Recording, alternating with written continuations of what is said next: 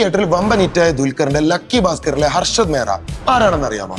Big bull of Dalal street, Amitabh Bachchan of stock marketing എന്നൊക്കെ പേരിൽ കുപ്രസിദ്ധി നേടിയ ഹർഷദ് ശാന്തിലാൽ മെഹ്ത്ത.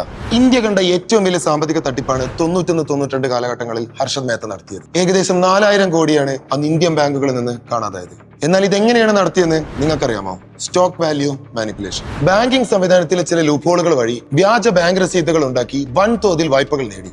ഈ ഫണ്ടുകൾ പിന്നീട് തന്റെ ഇഷ്ട സ്റ്റോക്കുകളായ ACC, Apollo tyres, BPL, TISCO, Videocon, Reliance എന്നീ കമ്പനികളിലേക്ക് നിക്ഷേപിച്ചു.